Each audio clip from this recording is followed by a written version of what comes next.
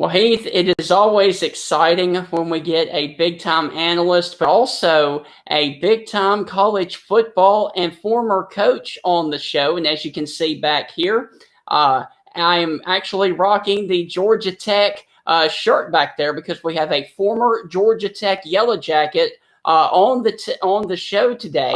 And as you can see here, he was named the ACC Newcomer of the Year back in 1994. You've probably seen him on ESPN and ABC.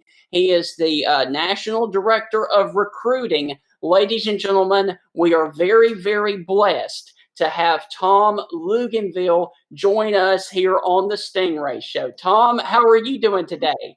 I'm good. Merry Christmas. Happy holidays to y'all. Thank you, Thank Tom. you so much.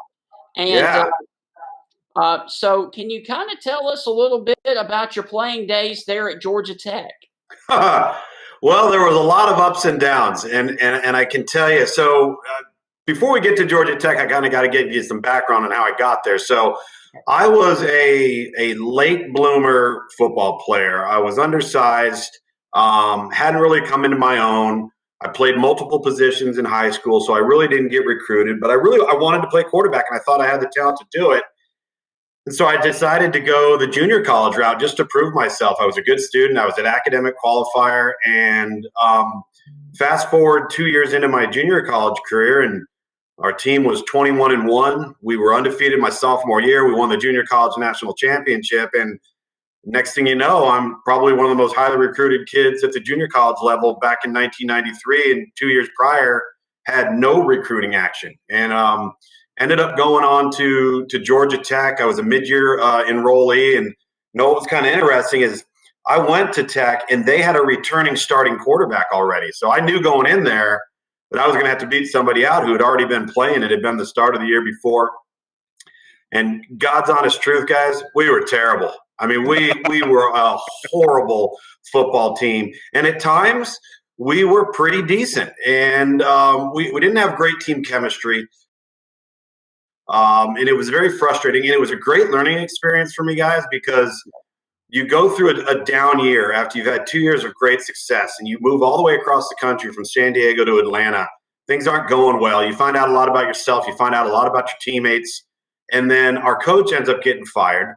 And the season just rolls downhill. And then George O'Leary comes aboard, gets named the head coach. He was actually the defensive coordinator on that staff. And he just decides to make a shift in philosophy offensively. They're going to go more option-based. They wanted more of a dynamic athlete. And I had above average athleticism, but not running quarterback type of athleticism. So we parted ways. I ended up transferring to Eastern Kentucky, one of the premier FCS programs, played under Roy Kidd my senior year. We had a lot of success, made it to the playoffs. And so I had a great 4-year run. I have a very interesting college experience because I played at 3 different levels of college. I've played at schools where you have no resources. I've played for a national championship. I've played for a 1-win team. I've played for a college FCS playoff team, teams with a bunch of resources, teams with no resources. You play on national television. You're flying to your games on an airplane. And you go to an Eastern Kentucky, and you go to your road games on a bus. In fact, I remember right when I first got to Eastern, I'm like, hey, guys, where do we fly out of to go to our road games? And they're like, fly? We don't fly. We get on a bus. And I'm like, you get on a bus and drive all the way to Murray, Kentucky, or all the way to Cape Girardeau, Missouri? Yep. I'll tell you what, dudes, that was the best part of the experience. Because you talk about creating fantastic team camaraderie. And I've said this to many people. I've said it to my former teammates. I've said it in speaking engagements, and I've said it publicly. I had a great experience in 4 years of college. I never redshirted, I was eligible and started for every game that I could. Didn't miss a single game due to injury. And if I could, I would trade it all to be able to play 5 full years at Eastern Kentucky. That's how good of an experience I had. Best man in my wedding was my starting center. My son is named after him. 2 other guys who were in my wedding party that were former teammates. We all get together to this day. So again, it's all of those experiences. It's all of those team-oriented moments. And that's one of the things that irritates me right now about the climate we're in with all of these kids opting out. It's like, everybody's a team guy until the team becomes an inconvenience for you. And all of these guys that opt out because their team isn't doing well, why didn't you opt out before the season started? Things aren't going well now. All of a sudden you decide to opt out, and it just drives me nuts because you're never going to get those team moments back. Players will come and go, but teammates last for life. Tom, we're almost a family-friendly show. Could you tell us one of the stories on the bus on one of those road trips that might have happened? So, well, back in those days, it was great because you had, my senior year was the last year of athletic only dorms where, the football players had their own dormitory, right? Which is dangerous in many ways, but it's also the best way to do it because at least at those times a GA or one of the restricted earnings coaches lived in the dormitory with us. So it was easier for the coaches to keep tabs on all of us. And if we were going to get in trouble, we were all doing it in one location. Nowadays, everybody's spread out. And so we played at Murray State. And it ended up being for the Ohio Valley Conference Championship. We lose by a touchdown. And during that game, I get knocked out of bounds on a late hit. And this was old school AstroTurf now. This wasn't field turf, right? Yeah. And I get hit and I go sliding into what was the pole vault pit, that metal deal where you stick the pole in and so it's laying on the ground. It's not covered up or anything. And I roll right into it and I click my wrist like this and I flip over and my helmet comes down on my nose. All right. So now I've got this, what looks like somebody took a sand wedge right out of my forearm of a divot of nothing but gooey remnants of old school AstroTurf. All right. My nose is bleeding like crazy and my left wrist just won't work. So game's over. We lose by a touchdown. I walk out of there. They put a tampon in my nose because they can't get it to stop bleeding. All right. So I have this tampon and this little string that they ended up cutting. Then I've got my arm wrapped up like a mummy because of the divot in the side of my forearm. And my hand is soft casted. And me and my teammates, we're walking to the bus and we're all dejected. Some of our loyal fans and boosters walk up and they're like, guys, we probably think you could use this for the bus ride home. And they hand us 2 32-ounce, 42-ounce, full to the top. Let's just say in Kentucky, what's the drink of choice? Well, bourbon. I was about to say Kentucky bourbon. Bourbon. So we get on that bus, and let's just say that that bourbon cured a lot of woes for that 6-hour bus ride back to Richmond, Kentucky. I'll give you another great one too. So Roy Kidd, who was a legendary coach at the time I played for him, he was the 5th all-time winningest coach in the history of college football, regardless of division. In fact, he was so successful, he was still coaching when the stadium was named after him. Wow. So he would take the field in his own stadium. And so the locker room one time, and Coach Kidd was a short guy, and when he'd get upset, he'd get a real high-pitched voice. And during the season, we're playing a non-conference team, and we're just way better than they are, and we're goofing around. We come into the locker room, and it was one of those deals where you're not respecting your opponent. We come into the locker room, and the way the locker room was set up is the defense went over to one side, the offense went to the other side. Coach Kidd was an offensive guy, and he had this defensive coordinator by the name of Jack Eisen. Now, Coach Kidd had been there at this time for 32 years, and Coach Eisen had been with him for 29. So, I mean, they were joined at the hip. So we're getting a tongue lashing, man. And the big 55-gallon drum trash cans that you see everywhere. They're all big gray, charcoal gray things. We got one of those in our locker room, and it's over in the corner.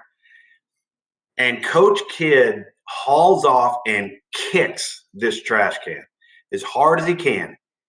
And when an infant falls and you hear that gasp of silence before the yell of the scream, that's what Coach Kidd did. So all of a sudden it's, oh, and he goes, oh, and he grabs his foot and he's jumping up and down, and we can't figure out why he's doing this.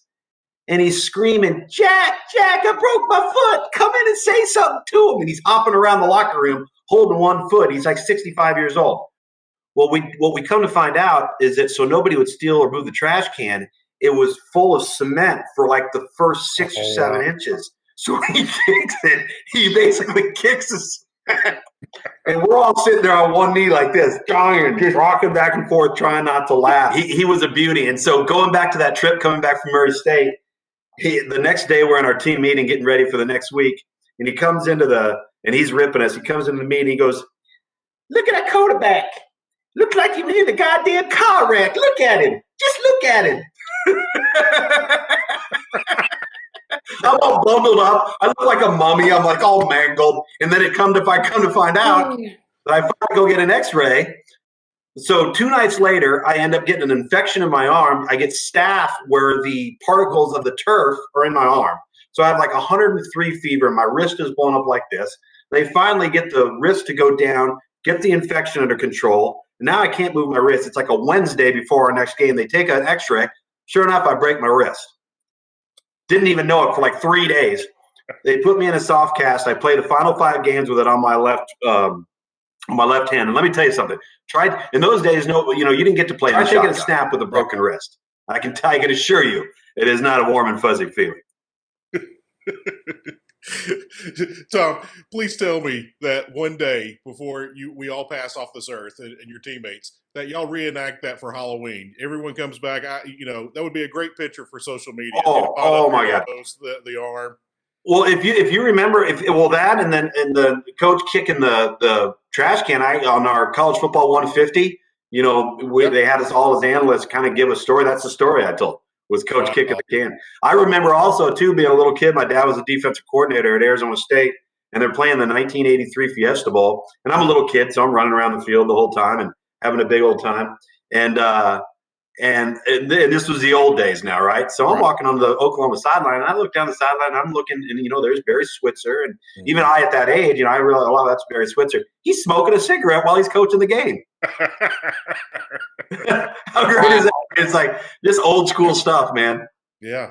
Hey, and speaking of that, when you were a kid and your dad was coaching, who were a couple of guys that you just really looked up to as a kid, players and coaches? Well, I got to tell you, man, growing up a coach's kid is a special thing because you get to do things that other kids don't get to do and would dream of doing. And so you're always around the program. You're always in the locker room. You're running through the coaches' offices. Back in those days, it was chalkboards, and then it merged into grease boards. And, it's funny because as a coach's kid, what do? You go into all the offices and you draw on the boards and the whole 9 yards. Well, they started having grease boards. You guys may not know this trick. It's a good little remedy. And so what would us as kids do? We'd go pick up any marker and we'd draw on the board, right? So next thing you know, you pick up a Sharpie and you've ruined the board. Do you want to know what will take a Sharpie off of a grease board? What? An actual grease board pen. If Sharpie's on the board, take a grease board pen and scribble over it, and it removes the Sharpie off of the board. That's a coach's trick. That's a coach's trick with the little kids. So you're growing up and you're at practice and you're running around in pregame warm up with the mascot and the whole 9 yards. But I think the thing that I take away the most was when I got old enough and I was actually a high school player. And the thing that was great about my dad is he never forced the game on me. He said, hey, you want to come to work with me and hang out, sit in the coaches' meetings, go out and make some throws with the quarterbacks? Come on. If you want to go play the flute, go play the flute. If you want to go play the drums, I don't care. I just want you to be happy. And I think that's one of the reasons why I fell in love with the game is because I didn't feel like I had to love the game. It wasn't forced on me. Right. So what I used to do is my dad would bring me in during training camp. And in those days, all the freshmen that would come in, they had practice for 3 to 4 days before the vets would show up. So I'd go and I would throw in training camp. So you generally bring in 1 or 2 freshman quarterbacks, and I'd go throw all the drills with them. So it was a great opportunity for me to get better. I'm throwing with all of these older guys. And so I remember those moments vividly. And then what I would try to do, just kind of be a little bit of a sponge, is I would hop around into the various coaches' meetings and the player meetings, and I would just sit in there and listen. So I remember back in 1990, this would have been 1992, I was a senior in high school, or getting ready to be a senior in high school. And it was Marshall Falk's, would have been his sophomore year. And so I'm like, all right, well, I've been going to practice. I'm going to go sit in on the running backs meetings. And at that time at San Diego State, the running backs coach was Sean Payton. So here I am as a kid in the running backs meetings, and the guy running the meeting is Sean Payton, and the running back leading the group of running backs is Marshall Faulk. So, those types of experiences are unique, and it's a lot of fun. And you look back and you see all these coaches and these people emerge and go on to, have great careers. And, it's a blessed upbringing, and it's unique. Now, it's not easy all the time to be a coach's kid, because all the public scrutiny, it becomes very, very public. And, now that I'm in the realm that I'm in now, it's really no different as a broadcaster. There's always going to be somebody that doesn't like what you say. You're never going to please everybody. And they always tell you, oh, you hate our team. And my answer to that is I hate every team. I'm biased against everybody. I can assure you that no matter what I say, if some fan base doesn't like it, I'm biased against them. So don't worry, I'm an equal opportunity hater. That's great. Hey, when you run into those old guys like Marshall Faulk and the other guys that your dad coached, what do they say to you these days? Well, first of all, my dad's nickname as a coach was always Coach Lug or Coach Loogie. So naturally, I was Little Loogie. Right. And that's all the players ever knew me as. So whether it was at Arizona State when I was real, real little, or when it was at San Diego State when I was really my sophomore, junior, and senior year, and freshman year in junior college, I was still a Little Loogie, but I was more of a teenager then. So I was the age gap had closed. It wasn't like when my dad had David Fulcher at Arizona State, who ended up being an all-pro safety for a number of years for the Bengals, and I was 6. That's different. I remember those times. But so I was always Little Loogie running around, and even to this day, I'll tell you a great story. My dad, and you guys may not remember this, remember when they used to have all of the college all-star games? They had the Hula Bowl, and they had the Japan Bowl. So one year at the Japan Bowl, my dad was the head coach for the West, and Steve Spurrier was the head coach of the East. And, the Japan Bowl was really, really expensive, and just to have a meal. So the Japan Bowl didn't last very long. And that year was a great year. Mark Brunell was the quarterback for one team. John Lynch was the safety for the other team. And there's a bunch of great players in that deal. So several years later, I'm broadcasting. I've got a South Carolina game. And I hadn't seen Coach Spurrier in a number of years. And we walk into his office to have our coaches meetings with him on the Friday before the game. Spurrier gets up out of his desk, goes, "Well, how you doing, Loogie?" And that's what he calls me. I said, "Hey, Coach, how you doing?" He goes, "Remember me and your daddy went to the Japan Bowl?" I said, "Yep, Coach, I remember that vividly." We kind of started about parents. He goes, "Yep, we put the Japan Bowl under. We put him out of business." So the next year, he was right. The next year, the Japan Bowl went away. So the reason why I bring up that Loogie thing and how, Marshall Faulk, if I talk to a Marshall Faulk, talk to those guys, I'm still that. But even to my dad's coaching peers, you can go back over the last 7, 8 years, and any time I've ever had to do an interview with Steve Spurrier on live TV, he will address me as Loogie. So I'll ask him a question. "Coach, you guys really struggled to run the football in the first half. How are you going to remedy that coming out of here in the third quarter?" "Well, Loogie," that's how he starts off everything. Hey, you're a West Coast kid growing up in San Diego. I spent some time in San Diego myself. Hey, who's your favorite 3 Padres of all time not named Tony Gwynn?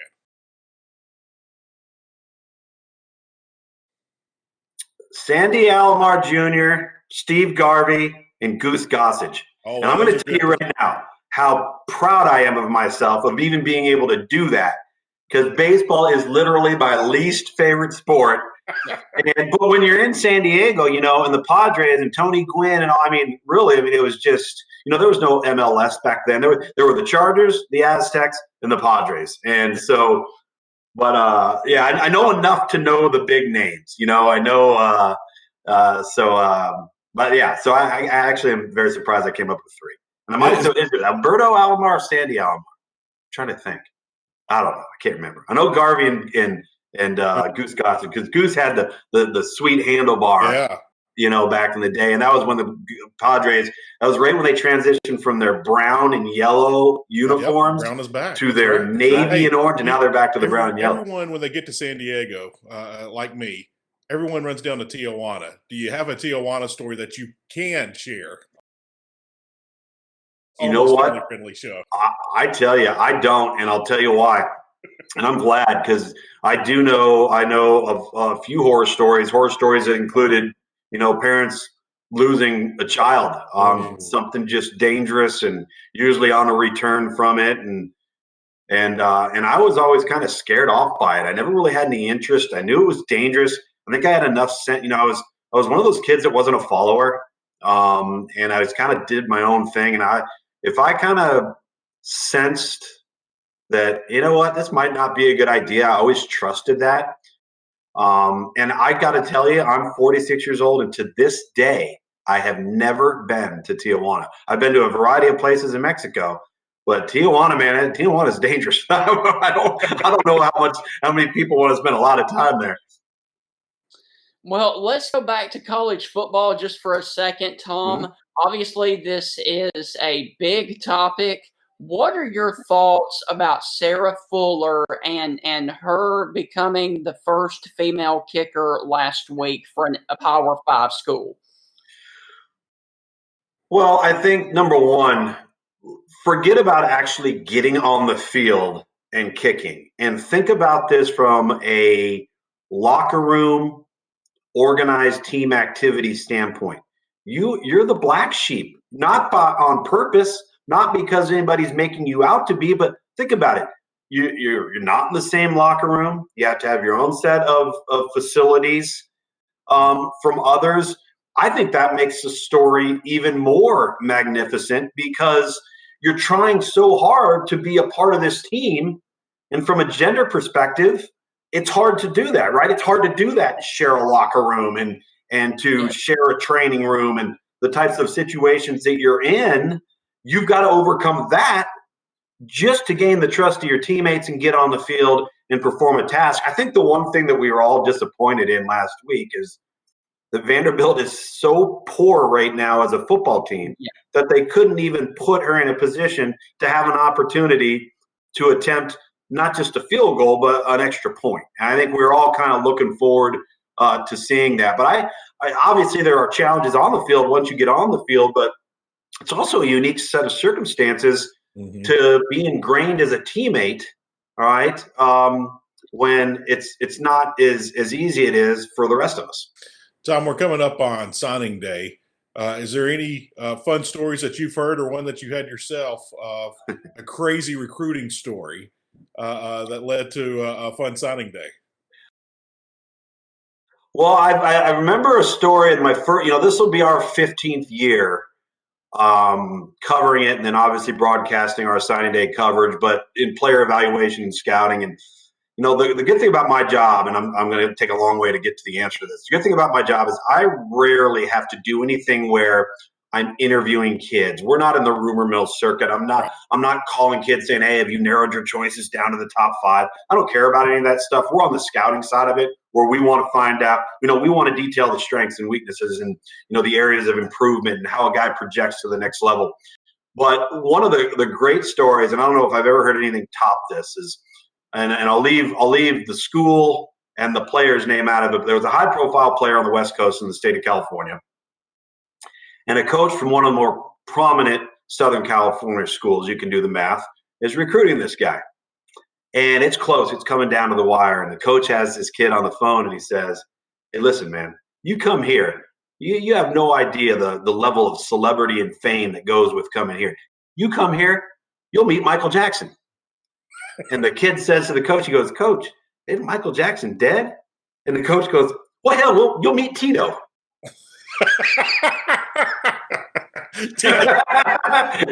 The coach is dead serious. It just goes to show you, man. And when it gets to the 12th hour, man, these coaches get desperate. They're going to throw any line out there they can to see if it works. Well, what are your thoughts about this Michigan program, and how bad are they right now? And do you think that they will make a coaching change hire this year? It's so interesting you asked me that question today of all days, because we hit on this on College Football Live this week, and I've had very strong comments about this, because I've already seen it happen with the Nebraska program. And I think what we've got to realize is that in today's climate, this isn't 30, 35 years ago. Brand isn't enough. The maize and blue, the winged helmet, it's not enough. And the reason why it's not enough is because kids in this day and age, they don't care about tradition. They don't care about what you've done in the past. Kids are attracted to what's happening now. They respond to what are you now? Why do you think Clemson is so prominent? It's because those kids, when they were in 7th or 8th grade, was when they started to experience this Clemson run, right? Same thing with Ohio State, same thing with Alabama. And what I'm trying to get people to acknowledge, at least consider, is that maybe we're in an era where we're expecting too much of Michigan, where, let's just say this, if they're not at the level of Ohio State, which they're not, if they're not going to have the roster that Ohio State has, which they don't, literally right now, that's at least one loss. We've seen them dip down and struggle with the likes of a Northwestern, a Michigan State, a Wisconsin, or a Penn State.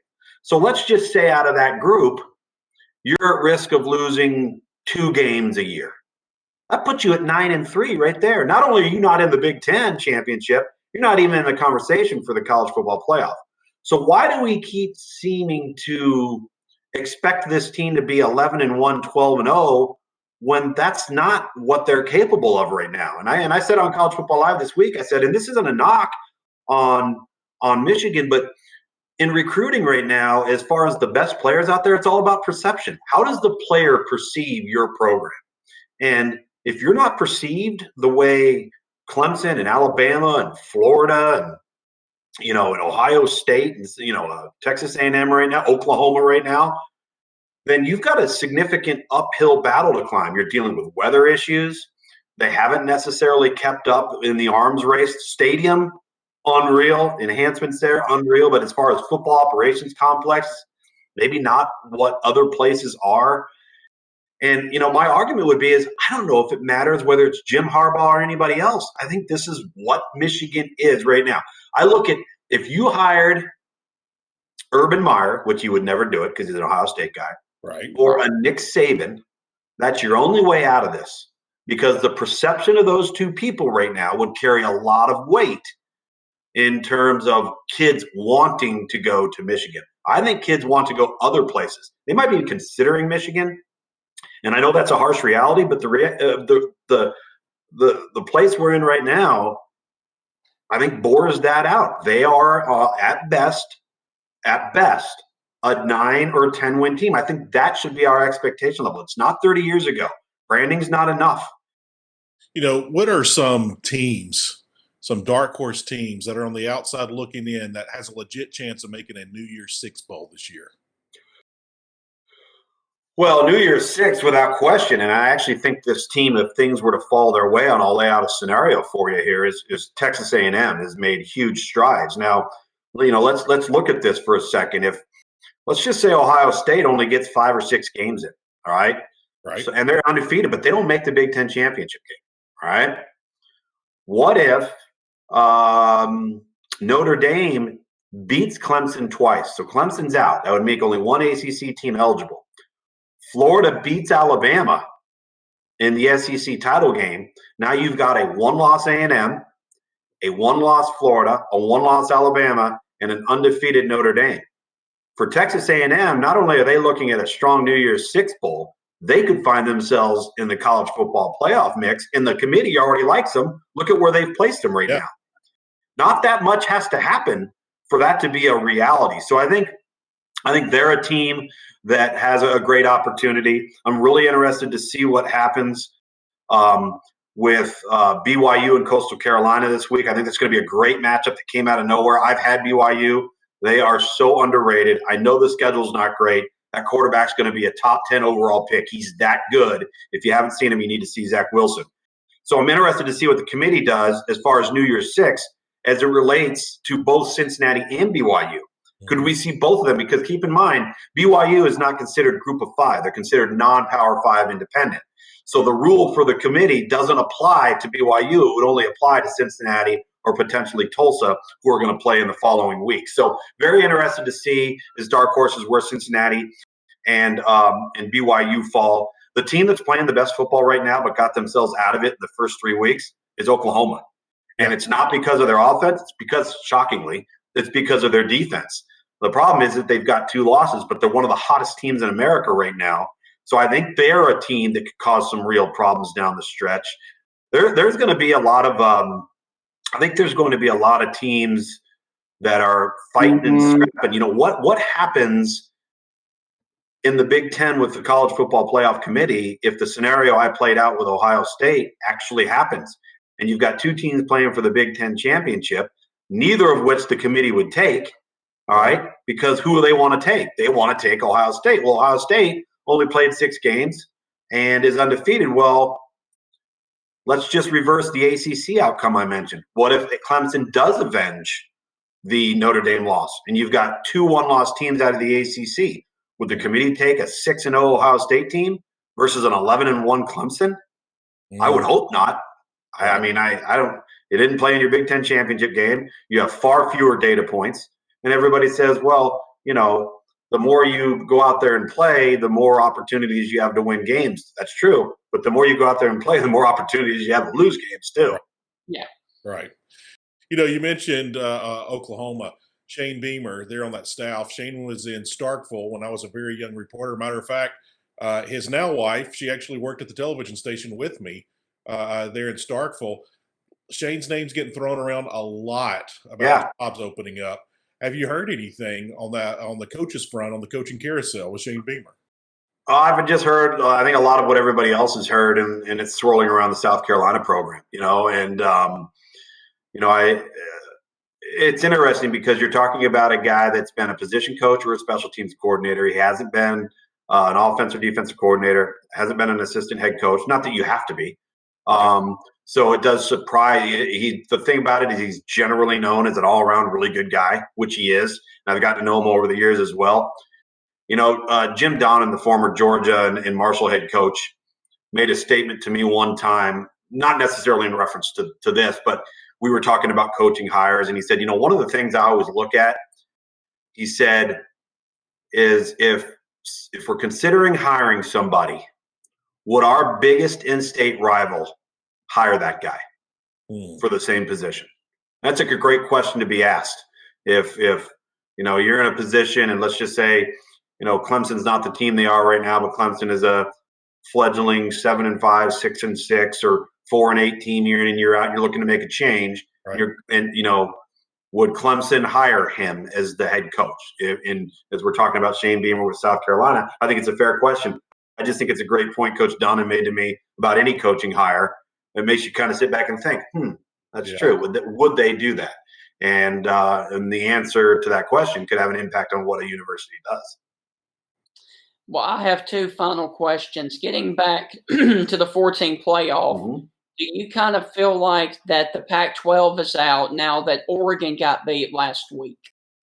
Yeah, I think the Pac-12 is done. I think they might have been done even if Oregon had finished undefeated, based on the rest of the landscape of college football, specifically because, remember, Notre Dame was not the hot team they are now when the Big Ten and the Pac-12 decided to start their season. So Notre Dame's completely changed the landscape, not only with that win versus Clemson, but how they've played in successive weeks since then. So they have really upped their perception in the eyes of the committee, which means that the Pac-12 would have had to even climb a steeper hill. So I think they're done. I think the Big 12 is out, but not out of a New Year's Six necessarily. I really like whether it's going to be in Oklahoma, whether it's going to be in Iowa State, although Iowa State's got a really tough a tough one this week versus West Virginia. I saw West Virginia earlier, really good on defense. I think you're looking at, as I mentioned, a potential 3-team SEC if the cards were to fall right, with 1 ACC, or you're looking at 2 ACC with Clemson having avenged the Notre Dame loss and having probably some form of Florida and Alabama. Now, here, if Florida loses to Alabama, that's Ohio. That's what Ohio State needs, big time. Now, maybe Ohio State will get enough games in, and maybe they will be able to play in the Big Ten championship. But I said the moment they announced that they were playing, and I said this on live TV, and I believe it to this day, There was no way with the parameters that they set forth that the Big Ten was going to be able to pull this off. No reset dates, no postponements, and a 21-day quarantine where everybody else only had a 14-day quarantine.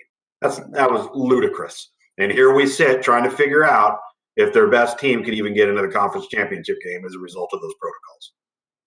And my last question for you is, this weekend you're calling the Tulsa Navy game. Can you kind of break that down for us a little bit? Well, we talk about cancellations and postponements. This is literally the fourth time our crew has been assigned a Tulsa game. And this will only be the second time we've actually seen them. And it was a shame, too, because our first one was Tulsa-Cincinnati, which is being replayed next week and is probably going to be in ABC primetime because the schedule is shaking out that it might be the best game of the day. Are just out of sight. They did it versus UCF when they upset them. They did it versus East Carolina when they upset them. They did it versus Tulane. They did it versus SMU. I mean, it's been unbelievable to watch this team. If you're going to tune in and watch Tulsa, watch them from the second quarter on. Now, defensively, I will say this. If you haven't seen or heard of Zaven Collins, number 23, he is a 6'4", 230-pound linebacker that even with all of Tulsa's cancellations has been the National Defensive Player of the Week 4 times.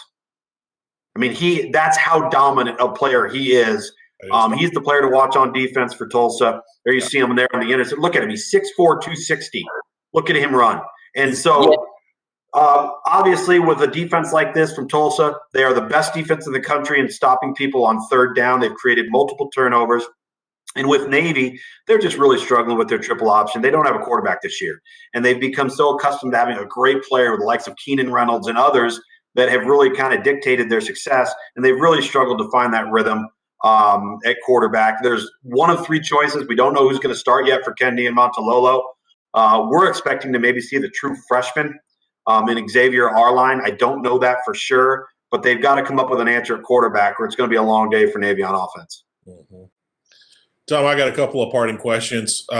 I've been distracted this entire time that we've been talking of all the Superman memorabilia and garb you got behind you. So I'm a huge superhero. Can you guys see me if I turn around here? Yeah. So I'm a huge superhero guy, and I work out of my office. So my office is kind of decorated like I'm 12 years old, which I am.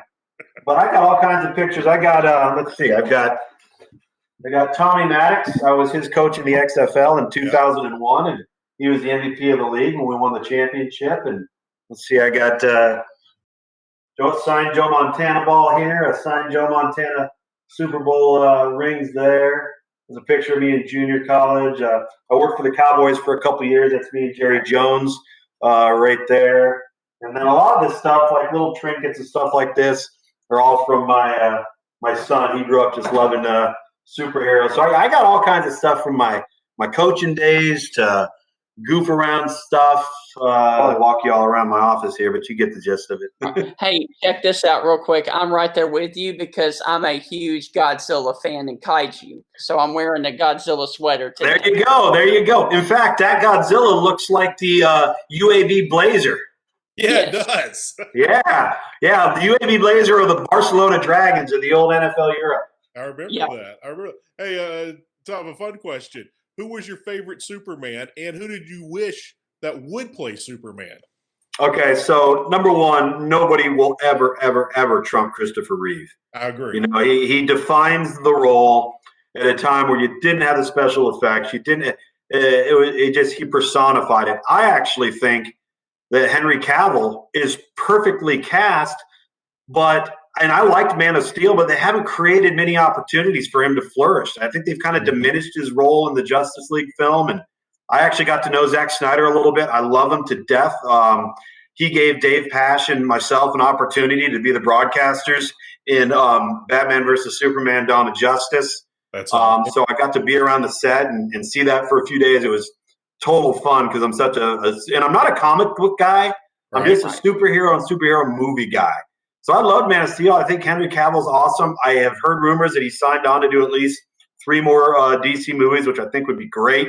And then, of course, I work at ESPN. We're owned by Disney. Disney owns Marvel. So we have all kinds of really cool stuff. I got all kinds of Captain America stuff in here and stuff everywhere. But yeah, I like them all, man. I think if you ask me, I'd be Superman 1, Batman 2, Captain America, and then probably Deadpool.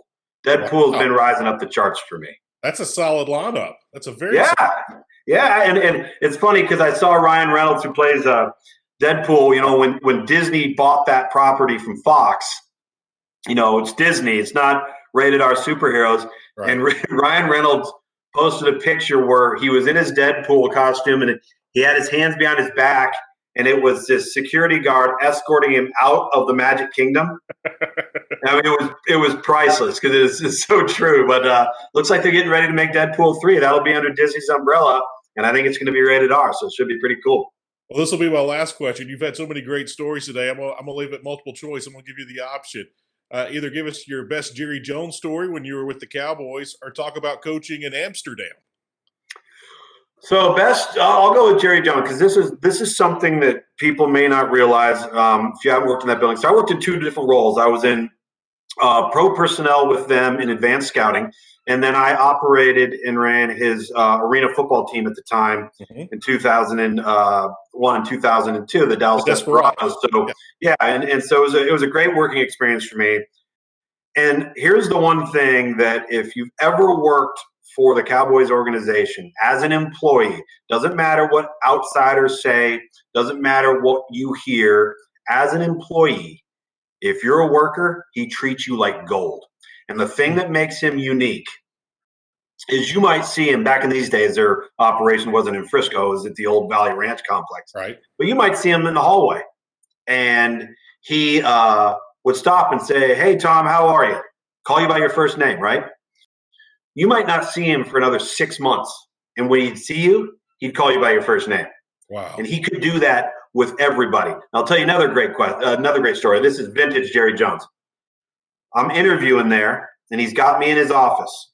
And the way the office was set up, it's an L-shaped deal. And along the L shape behind you are the Super Bowl trophies. All right. And then, so we're sitting there, and he's on one side of the L shape, and I'm on the other side. And we're going over things, and we're basically going through an interview thing and kind of have a lull in the action. And across his office, I can see this easel standing up, and he's got these boards, but they're facing the other way. Right. And so I said to him, I said, "Hey, Mr. Jones," I said, "what do you got over there?" He goes, "That is the future of the Dallas Cowboys. The problem is I got to get somebody to pay for it."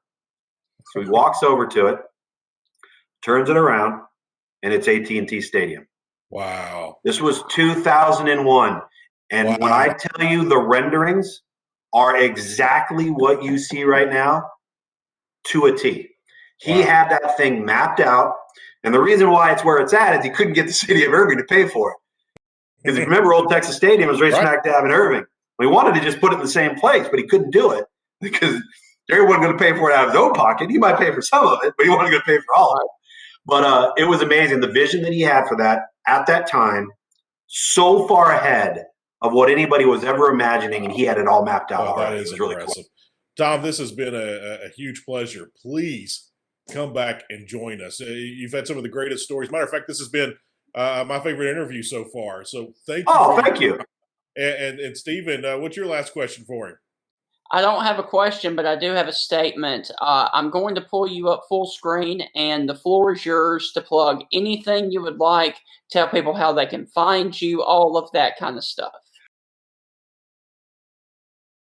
Oh, all right. Well, I'm not a huge self-promoter, guys, but I am on Instagram, Tom Luginbill. I am on Twitter at Tom Luginbill. Most of the time I'm just doing goof around family stuff. I'm on Facebook. I pretty much friend anybody. I don't really care. I'm not all over that private about it. But you can find me each and every week on Thursdays on College Football Live on ESPN and ESPN2. Obviously, from a recruiting perspective, we'll be all over National Signing Day coming up on December 16th. And then each and every Saturday, because of COVID and the pandemic, no longer on the road. So we're calling college football games on ESPN and ESPN2. And we call it from a studio. So it's been a unique experience for all of us. And always appreciate everybody watching, even everybody that's not happy when you say something bad about their team. But no, it's been a pleasure, guys. I really enjoyed this. I had a lot of fun with it. I hope you guys did too. Thank you so much, and hopefully we can do it again soon. And if we don't get to talk to you, we hope your family has a very Merry Christmas. Same to you guys. Appreciate it. Tom. You betcha. Well, that was a really exciting interview, and we want to thank Tom for his time for out of this busy schedule today. Yeah, I want to change my wish list, Stephen. I want to bring a campfire, some beverages, and Tom Luginbill stories on my wish list to Santa now. Yes.